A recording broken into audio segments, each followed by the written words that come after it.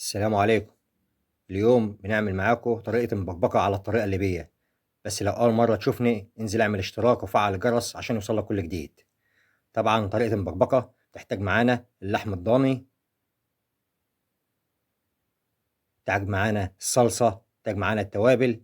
هنبدأ معاكم الوصفة وهنسمي الله وهنقول لكم على طريقة المبكبكة بالطريقة الليبية. طبعا الليبيين بيحتاجوا فيها فلفل حار، والفلفل لازم يكون مقسوم على نصين. تحتاج معانا صلصة وهريسة عربية أو هريسة تونسية.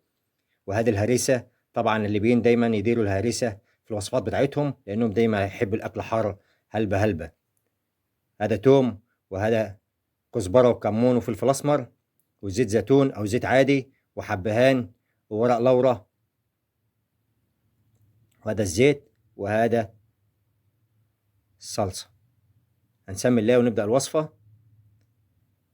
دي الزيت في الحلة، ننزل بالزيت، بعد كده ننزل بالبصلة بتاعتنا نديها لون خفيف، وبعد ما ننزل بالبصلة بتاعتنا نكون محضرين معانا البهارات الصحيحة بتاعتنا. طبعا عايزكم تعرفوني منين بتتفرجوا عليا، من انهي مكان في ليبيا بالظبط. طبعا نعرف هل بناس في ليبيا سواء في شارع عمر مختار او شارع مزران او اول ستامبر او زاوية الدهماني او الظهرة او سوق التلات او شارع الجمهورية، شارع المنصورة، سوق الحد والإكريمية، غوط الشعال، سوق الجمعة، كلهم نعرفهم. طبعا كلكم اخوتي وحبايبي، قديش قعدت وسطكم هلبة هلبة را. طبعا نبكم كلكم ديروا الاشتراك في القناة وتفعلوا الجرس باش يوصلكم كل جديد، على خاطر بعد كده نعمل مع بعض وصفات تانية كتير زي الكسكسي بالدجاج، كسكسي بالحمص، كسكسي بالحوت البازين. هلبة وصفات بنديرها مع بعض. هنا بننزل البهارات الصحيحة مع بعض نديها تحميصة، بعد كده ننزل باللحم بتاعنا. طبعا اخوتنا الليبيين كلهم ياكلوا المبكبكة هلبة ويديروا فيها مليحة، وطبعا الأكلات بتاعتهم أكلات كويسة جدا ولها طعم ومذاق خاص. والليبيين طبعا مشهورين بأكلة المبكبكة والكسكسي، وعندهم هلبة أكلات زي رز بالبصلة، وفي حاجات هلبة يديروها فيها، وأكلهم كله طبعا طعمه منيح. طبعا البصلة هيك، طبعا قعدت البصلة قريب تقريبا ربع ساعة تلت ساعة، وبعد كده بننزل بالصلصة بتاعتنا أو معجون طماطم زي ما بيقولوا، والهريسة. طبعا هذا شكل اللحم. ننزل توا بالصلصة، بعد تالي ننزل بالهريسة، ندي تقليبة مليحة هيك. بعد تالي بنحضر معانا صوص البندورة أو صوص طماطم. هذا شكل اللحم طبعا بعد الصلصة معجون طماطم الهريسة. هذا شكل اللحم، نديله تسبيكة بسيطة، بعد تالي بننزل عليه هذا الطماطم بتاعتنا المعصورة. طبعا مبكبكة اسمها مبكبكة على خاطر نخليها، لازم نخلي المبكبكة لين تبكبك في الحلة، وبعد تالي نزود المية بتاعتنا. توا نشوف المبكبكة بتاعتنا، تلقاها توا تبكبك. هذه أهم طريقة. عايش يسموا فيها مبكبكة على خاطر لازم تتسبك أو تبكبك.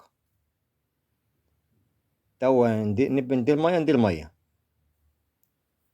هذا هيك وصفة الليبيين. ونشبح ناس تدير فيها الصلصة بتاعتهم من غير تسبيك وتنزل بالمية. طبعا ننزل بالتومة. لازم المبكبكة لازم تبكبك أو تتسبك، بمعنى أصح بالمصري زي ما بيقولوا، بالمصري زي ما احنا بنقول بالمصري، تتسبك كويس. يعني بعد ما تتسبك كويس أبدأ أزود المية بتاعتي. طبعا في ناس كتير في ليبيا يعرفوني، وفي ناس طبعا كتير في ليبيا أصدقاء وأصحابي أعرفهم طبعا كويس جدا، ولكن تقريبا محدش خالص يعرف إن أنا فتحت قناة. فياريت اللي يعرفني أو اللي أعرفه يتواصل معايا. طبعا بنغطي على المبكبكة، نغطي عليها كويس لين تبكبك تاني واللحم بتاعها يستوي كويس، وبعد تالي بننزل بشنو؟ ننزل بالمكرونة، ولا شنو منو كيف عليش. هيك بنغطي على الحلة توا، خليها لين تبكبك مرة تانية، وبعد تالي ننزل بالمكرونة. ادي المكرونه طبعا ما تاخدش وقت هلبة، تاخد وقت قريب مثلا ربع ساعه هيك ولا حاجه. ننزل بالملح بتاعنا، طبعا الملح بنخليه الاخر بكل باش اللحم يستوي معايا منيح.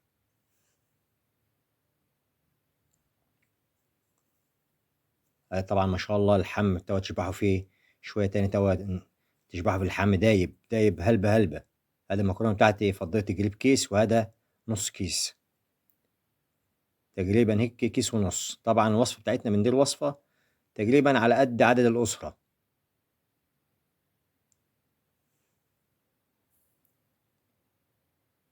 طبعا اللحم بتاعي دايب، طبعا مش هنزل انا المكرونه بتاعتي في الصوص بتاعي غير لما تكون اللحم بتاعي استوى كويس.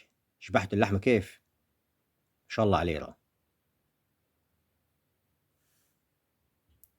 والله راه وحشتوني هلبة راه. من احسن الشعوب العربيه الشعبي اللي ما شاء الله عليه. اكلاتهم الشعبيه اكلات مليحه راه. طيبوا في الكسكسي بالدجاج، وكسكسي باللحمه، وكسكسي في الحوت، طيبوا فيه مليح راه. يطلع طعمه باهي هلبة.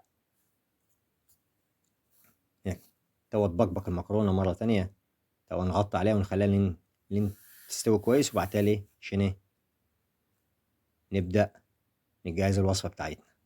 طبعا هذه بعد السوا استوت كويس طبعا ما شاء الله عليها. طبعا شفتوا انتوا اللحمه لما استوت كانت مستويه وعامله ازاي. طبعا استوت كويس جدا، طعمها كويس جدا. طبعا احنا حطينا فيها فلفل احمر او فلفل اخضر حار، وقسمناه على نصين زي ما انتوا بتعملوا بالظبط. حطينا فيها هريسه. طبعا انا دورت على الهريسه العربيه ما لقيتش، حطيت لكم هريسه تونسيه. نعرفكم تحبوا الهريسه العربيه اكتر من الهريسه التونسيه. نعرف انا معظم الناس اللي بالذات شارع عمر مختار، شارع اول سبتمبر، شارع مزران، سوق تلات، شارع المنصوره، هذا كله نعرفهم. سوق الجمعه، والله نعرفهم هلبة هلبة ناس، وهلبة هلبة ناس تعرفني. قصدي اللي يعرفني من الصورة هيك يقول لي في التعليقات. أنا عايزكم كلكم تقولوا لي في التعليقات، كل واحد فيكم كتب لي في التعليق يقول لي هو منين، وأنا برضك ممكن أكتب له أقول له أنت منين بالظبط في ليبيا. يعني أنا نعرف هلبة ناس هناك. أنا طبعا فرحان جدا إن أنا بعمل لكم الوصفة ديت، لأن طبعا أنا بعملها لإخوتي وأصحابي. تعرفوا إن أنا قعدت في ليبيا تقريبا حوالي 13 سنة. يعني قصدي لفيت ليبيا هذه شبر شبر. طبعا اللحمة هنا دايبة معاكم كويس ما شاء الله عليها. اللحمة كده كويسة. طبعا الوصفة ديت أنا دايما باكل مكرونة مبكبكة ديت من يوم ما جيت ليبيا. طبعا أنا ليا تقريبا حوالي 10 سنين ما نجيش في ليبيا، بس من يوم ما جيت ليبيا وما نقعدش ناكل المكرونة بتاعتنا العادية، دايما ناكل في مبكبكة، لأن فعلا المكرونة بتاعتكم مش عادية بكل حاجة. من خير بكل والله. يلا